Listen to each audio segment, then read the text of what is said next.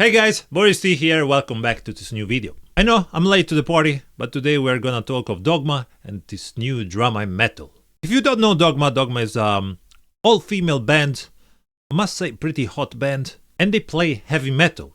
Yes, I know, you probably thought they play black metal, but nope, I'm sorry. A few months ago I've listened actually to their album while I was in the gym, and let me say it's pretty good. It's catchy, you know, it's a mix of old metal and modern metal, really well combined together, and yeah, I was quite surprised. So what's the deal this time? What's the problem? Boris, tell us what's the problem. Well, do you remember months ago when I did a video called 5 bands I don't understand the success? And I put baby metal in it.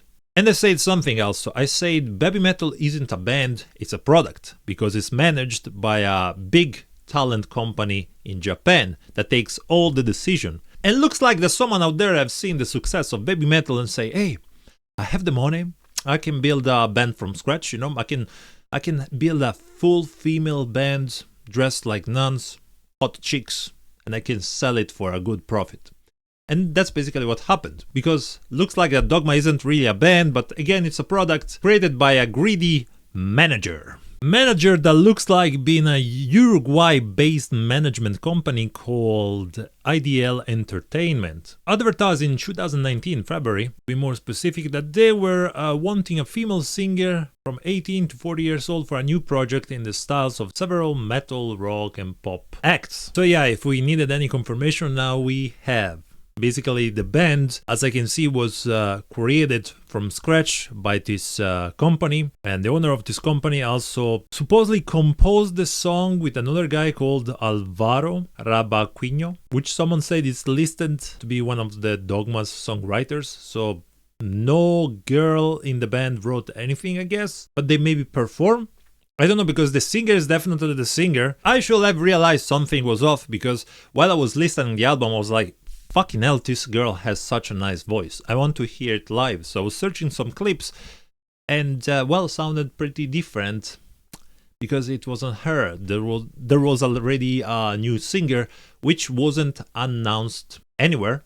So yeah, looks like it's a common thing in this band to be replaced without announcing it, and the new members just have to keep the same name and the same character, if you know what I mean. But anyways, I didn't really care, you know, I was just a casual listener till today, or I should say last week, when 3 members, 2 guitarists and the new singer, I lost the count which one at this point, decided to leave the band. So these girls leave the band and they post something on Instagram. The fans deserve the truth. We were part of Dogma. We loved this project.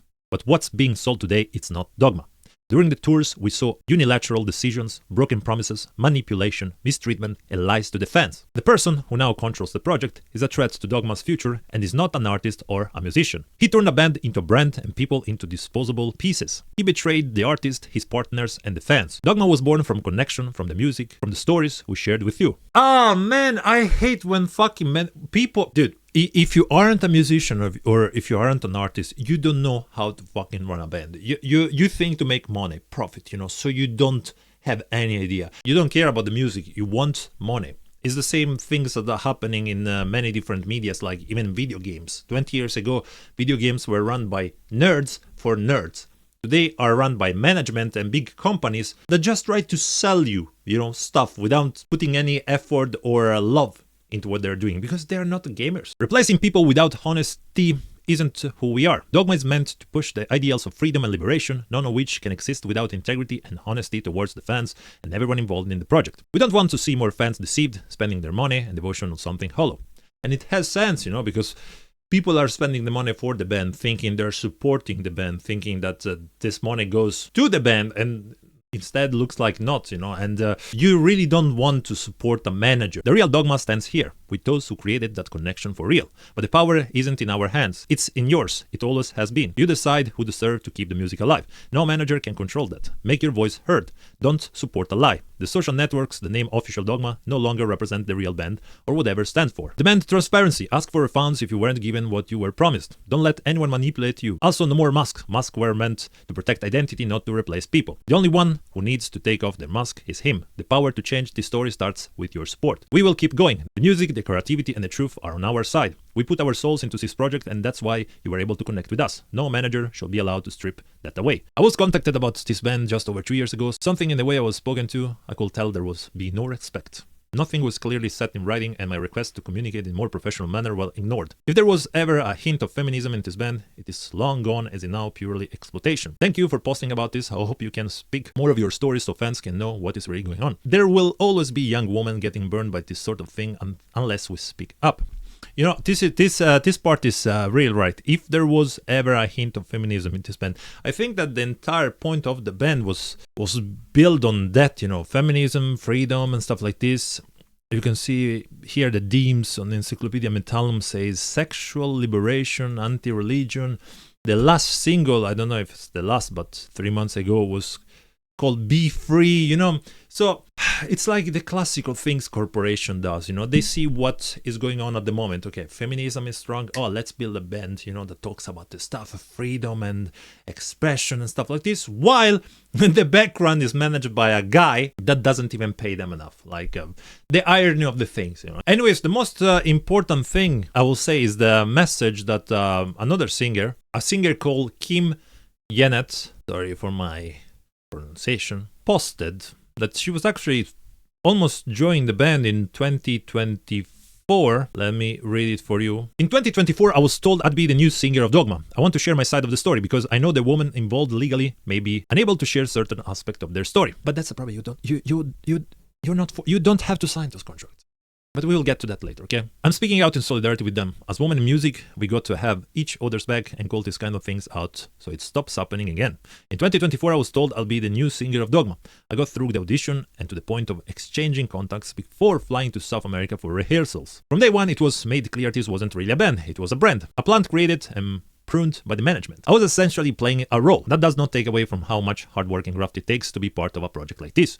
The girls will have poured their heart, souls, blood, sweat, and tears into it. You could see they all injected a part of themselves into the roles and did an incredible job of making those characters their own. What makes me sick about all of this is the anonymity.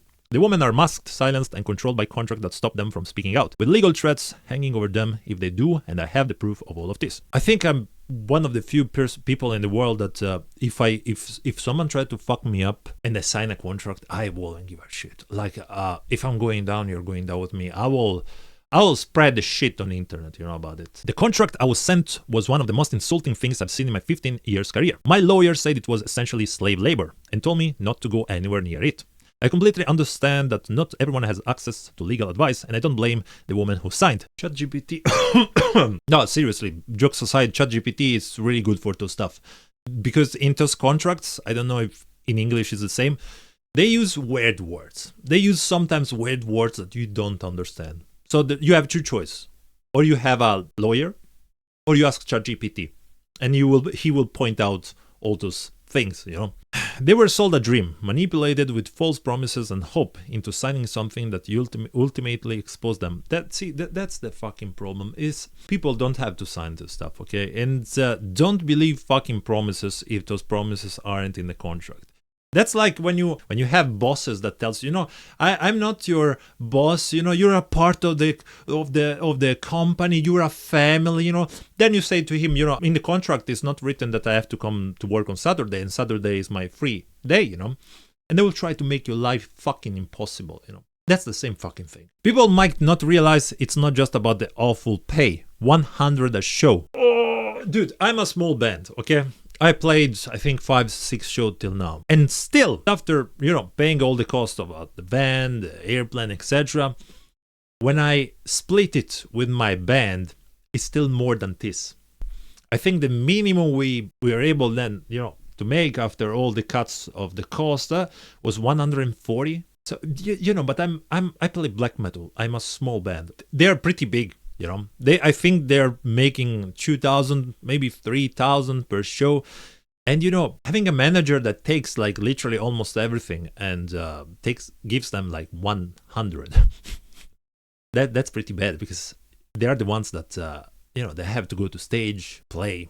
They're doing the hard job, while the managers pocket the profits for merchandise, ticket sales, and meet and greets. What the fuck? Even the meet and greets? Are you fucking serious? Doesn't have any sense, because also, again, people are paying for the band, not for the management. So when they buy a t-shirt, they supporting the band. When they buy the ticket, they're supporting the band. So, I mean, there's much more money to share with the band. It's about control. Legally bound to hide behind characters and keep mouth shut. Replaceable and exploited. All disguised behind a mask of feminism. As a thug, they were trying to sell that brand as female power and stuff like this, but I fucked it for a month. Every time I pushed back, the manager came back with manipulative tactics, trying to pressure me into signing something that will have destroyed me legally, financially, and professionally. And it would.